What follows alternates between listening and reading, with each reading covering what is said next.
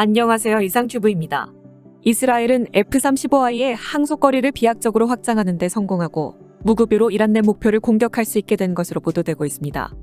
이스라엘 공군이 F-35를 개조하여 만든 F-35I는 F-35A와 같은 약 1200km의 작전 반경을 확보하고 있지만 이란 내 핵시설을 공격하려면 공중급유기의 지원을 받거나 스텔스 성능을 포기하고 기체 외부의 연료 탱크를 휴대해 항속거리를 확장할 필요가 있었습니다. 이스라엘 공군은 공중급유기를 사용하여 F-35I의 공중급유를 시도하면 스텔스 성능을 포기하지 않아도 되지만 이스라엘 공군이 시리아나 이라크 상공에서 공중급유를 하는 것은 위험성이 매우 높습니다. 또한 기체 외부에 휴대용 연료 탱크를 장착하여 이란 침입 전에 연료 탱크를 떼어내도 연결된 접속 부분이나 연료 배관이 노출되기 때문에 제대로 된 스텔스 기능을 되찾을 수 없습니다. 참고로 F-22와 F-35는 비행 중 스텔스 성능을 회복하기 위해 휴대용 연료 탱크와 파이론을 기체에서 분리하는 방식을 채택하고 있습니다. 하지만 접속 부분이나 연료 배관이 적의 레이더에 노출되어 레이더 반사 단면적이 증가해 휴대용 연료 탱크를 장착하지 않는 F-35보다 스텔스 능력이 떨어진다는 단점이 있습니다.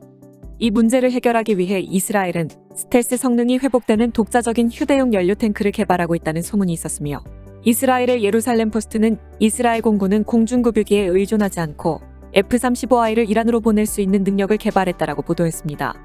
이 능력은 이란의 핵시설을 공격하기 위한 것이라고 보도했으며 미 디펜스 매체들은 휴대용 연료 탱크와 파이론을 분리해도 스텔스 성능이 회복되는 휴대용 연료 탱크이거나 기체에 밀착해 스텔스 능력을 유지할 수 있는 컨포멀 연료 탱크를 개발한 것이 아닌가라고 예상했습니다. F-35는 블랙박스 덩어리로 미국 이외의 도입국이 독자 개조할 수 없도록 되어 있지만 미국은 이스라엘에게만 F-35의 독자 개조를 허용하고 있습니다. 미국은 F-35를 판매하더라도 마음대로 F-35를 개조할 수 없으며 도입국이 새로운 장비나 전자장치를 F-35에서 사용하고 싶다면 록히드 마틴에 의뢰하여 F-35에 통합해야 합니다. 하지만 이스라엘은 독자적인 지휘통제통신 체계나 무기를 탑재할 수 있도록 개조한 F-35I 아디를 도입하고 있습니다. 이스라엘도 다른 나라와 마찬가지로 F-35에 탑재하는 컴퓨터에는 직접 접속할 수 없습니다. 하지만 F-35에 탑재되는 컴퓨터의 기본 소프트웨어에서 작동하는 소프트웨어는 다룰 수 있도록 미국이 허가하여 이스라엘은 F-35I의 독자적인 C4 시스템을 탑재했습니다. 이것은 F-35가 수집한 데이터를 직접 이스라엘 육해 공군에서 공유할 수 있게 된다는 의미입니다. 이 같은 소프트웨어 개조 외에도 미국은 이스라엘이 직접 기체를 손질하도록 허용하여 F-35를 독자적으로 개량하도록 허가했지만 실제로 이스라엘이 F-35를 어떻게 개조할지는 알 수가 없었습니다. 현재까지 밝혀진 주요 F-35에 대한 개선안은 두 가지입니다. 첫 번째는 플러그앤플레이 방식을 통한 추가 기기 접속을 이용해 이스라엘이 독자 개발하는 전자방해 장치를 탑재하는 것을 검토하고 있습니다. 이것은 적방공 시스템에 대한 스텔스 성능과 전자방해 등 두 가지의 선택사항에 대한 유연성을 확보하기 위한 것으로 알려졌습니다. 두 번째는 F-35I에 장착할 두 가지의 휴대용 연료 탱크 개발이 계획되어 있었다는 것입니다. 이스라엘이 자체 개발하는 휴대용 연료 탱크에는 스텔스 성능이 없고 F-35I의 주날개 아래 설치한 파이론에 설치해 사용하기 때문에 F-35I의 스텔스 성능은 현저히 떨어지지만 적의 위협 공역에 침입하기 전에 파이론과 휴대용 연료 탱크를 투기하면 F-35I의 스텔스 성능이 회복된다는 것입니다. 미국과 공동 개발하는 휴대용 연료 탱크는 기체에 밀착하여 F-35의 스텔스 성능을 저해하지 않는 연료 탱크이며 이것은 미군도 채택할 수도 있습니다. 이상과 같이 이스라엘은 한국을 포함한 F-35 도입국들이 생각할 수 없는 F-35의 독자 개량을 자유롭게 실행할 수 있어 같은 도입국으로서는 부럽다는 생각이 듭니다. 그렇다면 왜 이스라엘은 미국의 특별 취급을 받고 있는 것일까요? 가장 먼저 떠오르는 것은 많은 알려졌다시피 미국 사회에 있어서의 유대인의 영향력입니다. 또 다른 이유로 꼽히는 것은 적대국으로 둘러싸여 있는 이스라엘은 새로운 무기를 실전에서 테스트할 수 있는 최고의 환경이며 세계에서 가장 실전에 익숙한 이스라엘군이 필요하다고 생각하는 무기 개발에 미국은 자금과 기술을 지원하고 있으며 그 대가로 미국은 이스라엘로부터 실전 데이터를 얻고 있습니다. 결국 그 덕분에 F-35의 완성도가 높아지고 있다고 생각하면 간접적으로나마 한국을 포함한 F-35 도입국도 혜택을 받고 있다고 말할 수 있을 것입니다. 두 가지 소식을 더 전해드리겠습니다. 태국이 이르면 내년 하반기에 인도받을 예정인 중국산 잠수함에 독일제 대신 중국제 엔진을 넣을 수 있도록 해달라는 중국 측 제안을 거절한 것으로 알려졌습니다. 그러면서 2개월 내로 당초 계약에 명시된 독일제 엔진을 탑재해달라고 최후 통첩을 한 것으로 전해졌습니다.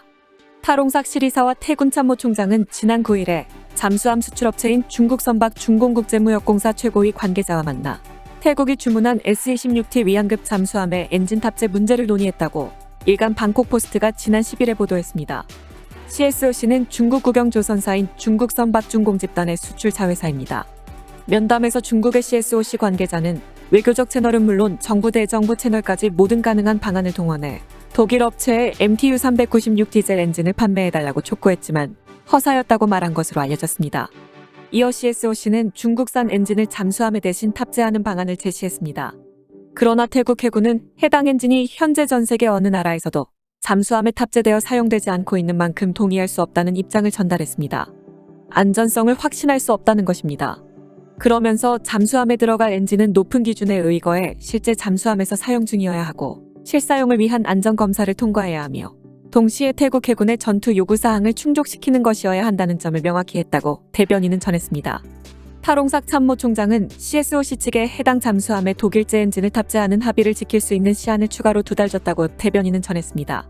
이에 따라 2달 내에 독일제 엔진 탑재 문제가 해결되지 않을 경우 계약 해지 상황도 발생할 수 있을 전망입니다. 지난 2014년에 쿠데타로 집권한 프라윕 짜누차 정부는 쿠데타를 비판하는 미국 정부와 냉각된 관계가 이어지자 지난 2017년에 중국산 위안급 잠수함 3척 구매 계획을 확정했습니다.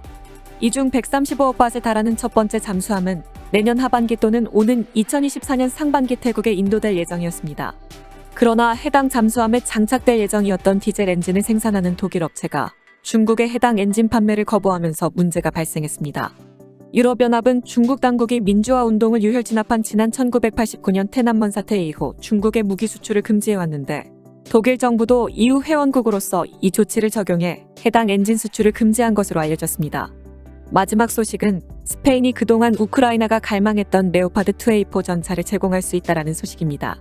스페인 정부는 우크라이나에 대한 무기 지원을 비약적으로 늘릴 준비를 하고 있으며 우크라이나가 원했던 레오파드2와 방공 시스템을 제공할 것으로 알려졌습니다.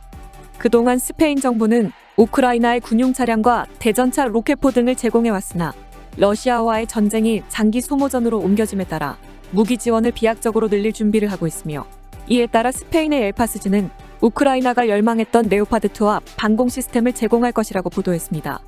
스페인 육군은 레오파드2A6의 개량 모델인 레오파드2A를 도입할 때까지 중고 레오파드2A4 108대를 독일에서 도입했습니다. 스페인 육군은 레오파드2A 도입이 추진되면서 사용이 끝난 A4는 전차 회수차로 개조할 예정이었습니다.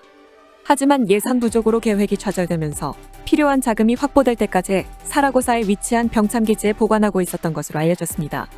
따라서 스페인 육군은 레오파드2A4를 재정비하여 우크라이나에 제공할 준비를 하고 있으며 레오파드2A4의 조작 방법을 우크라이나인들에게 가르치기 위해 라트비아와 스페인에서 훈련할 계획인 것으로 알려졌습니다. 스페인 정부는 또한 아스피데 방공 시스템을 우크라이나에 제공하기 위한 최종 절차를 밟고 있으며 우크라이나의 무기 지원을 조정하는 단체의 답변을 기다리고 있다고 밝혔습니다. 참고로 우크라이나의 무기 지원을 조정하는 단체는 독일 슈투르트가르트에 설치된 조직으로 우크라이나 무기 지원에서 기자재 중복 여부를 점검 및 조정하는 역할을 하고 있습니다. 이상 마치겠습니다. 시청해주셔서 고맙습니다. 이상튜브였습니다.